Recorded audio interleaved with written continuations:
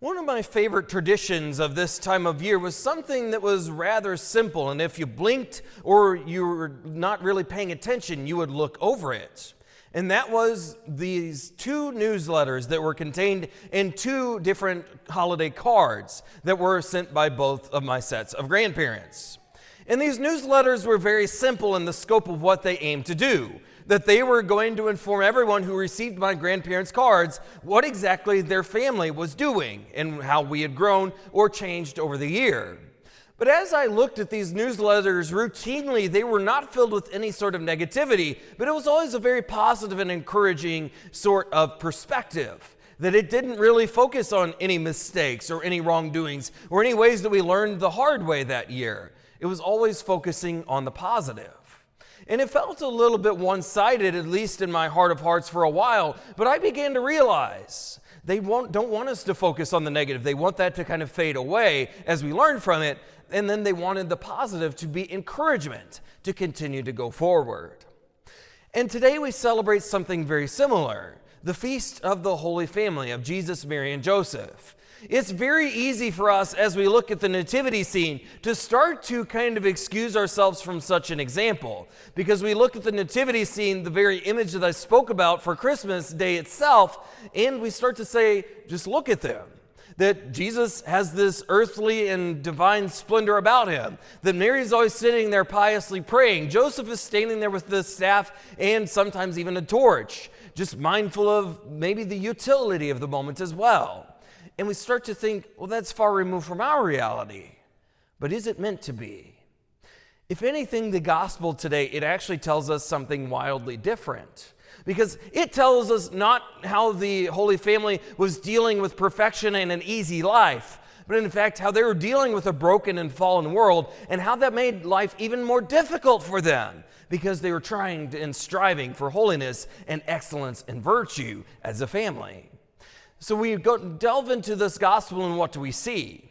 Well, we hear this first prompting of the angel that it appears to Joseph in a dream. And notice something important here, that out of the three possibilities of the angel appearing to someone, we might have thought in our heart of hearts that Joseph would have been the least likely of the three. Because Jesus, he's divine, that would make sense. Or Mary's immaculate, that from the very first moments of her life, she never had to endure the stain of sin. But Joseph was the one who actually received the vision and received the message of an angel. It respects his position as the head and the leader of the family, but it also shows us that the Lord works even in our frailty, even when we feel that we're less than perfect, that the Lord is still working in Joseph and working in him quite well. So he receives the instruction to go and to take the child and his mother and flee to the land of Egypt because they were in danger there. So they were not living an easy life because they were following the Lord's commands. In fact, it was very difficult for them because the world did not want to hear or see their example. And so they fled to Egypt.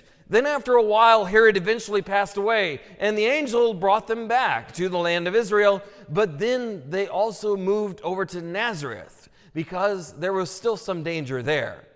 Each and every time showing us that yes, there was difficulty in their life, but they cooperated with God, and because of that, they were taken care of, and that they continued to follow and to grow in their virtue.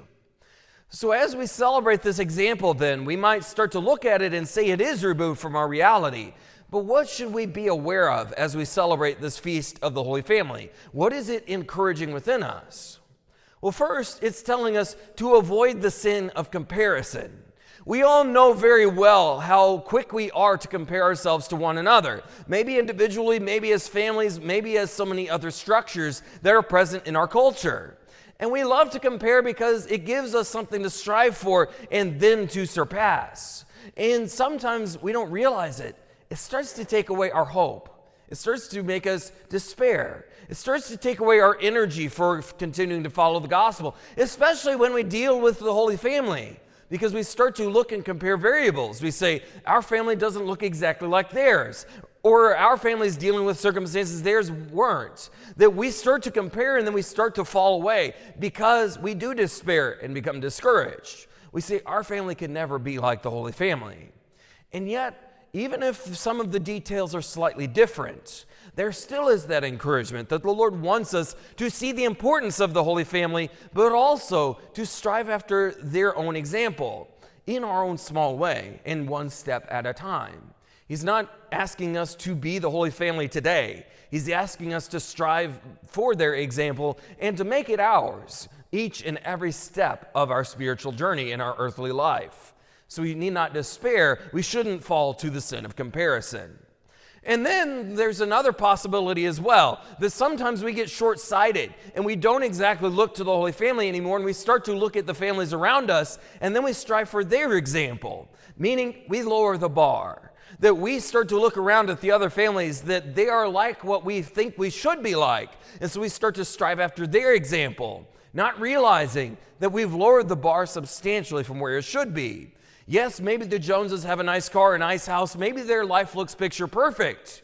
But it doesn't matter if we're not following the example of the Holy Family. And that's what we should do.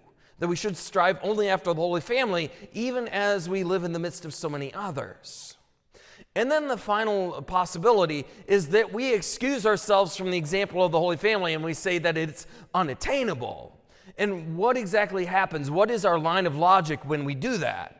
Well, traditionally, it looks something like this. That we say, yeah, the Holy Family's over there, but their life was simple. The gospel tells us it was not simple. It was very complicated. But we start to try to tell ourselves that. And we make up all sorts of excuses. We say, well, the Holy Family didn't have to deal with the traveling sports league. They didn't have a busy social calendar. That they, in fact, weren't busy every single day of their lives. That's what we start to say. And so we say, well, they're not living in 2025. Here's where we are, and we're trying our darn best. And yet, that too misses the point. Because as we start to excuse ourselves and start to write up those excuses, what is the implicit reason? Holiness is not attainable. We don't think it is. Or it's too difficult. We would rather live and let live. We would rather go the easy pass. Because we see that holiness of life, whenever we look at the Holy Family, it does not make their life easy. Because the world at large, it hates holiness. It does not support it. It does not want you to grow in your relationship with your Lord and your God. It wants you to do whatever else, but not that.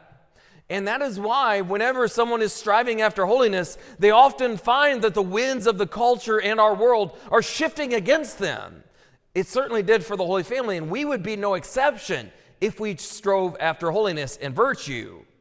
But the point of it is this. We should not excuse ourselves from striving after the example of the Holy Family. There is no excuse that is valid. There is nothing that should take away the implication that we have that part of God's plan for us is to be holy, especially in our vocation and especially in family life.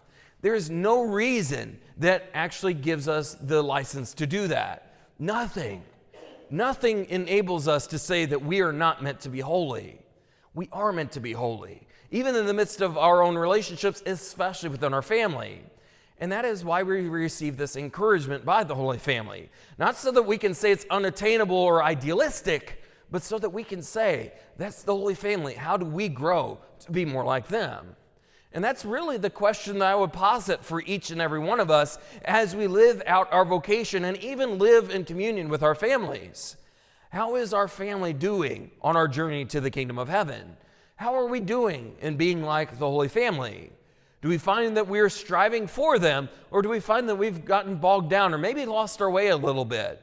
And then, whenever we consider that, what can we do to continue to be more like them? Is it praying as a family? Is it maybe even making our lives less busy so that we can actually enjoy one another's company and not be in the car all the time, driving from one thing to the next? Is it maybe paying attention to the activities we do as a family? Not doing just whatever the world sees fit, not just going on trips or vacations or doing whatever makes us seem big and important, but actually doing what makes us holy and what makes us virtuous. Even just sometimes sitting at home in the simple silence, enjoying one another's company and encouraging each other to the life of virtue. That's not idealistic. That's what the Lord's called us to do. And that is why the example of the Holy Family is there. Because for me, myself, As much as the newsletters from my grandparents used to continue to encourage us on the path of virtue and it emphasized our good points, I don't have those newsletters anymore. But what I do have is this example of the Holy Family. And so do all of us. This positive encouragement to live in the holiness of life, to live in virtue, so that together as a family, we all journey closer to our Lord and to our God and to the kingdom of heaven.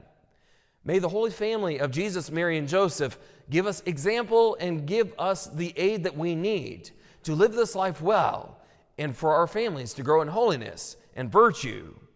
Certainly, the Holy Family dealt with some adversity in their life. Life was not always easy, but it was worth it, and they grew in holiness together. May we, my brothers and sisters, in our own families, be so blessed.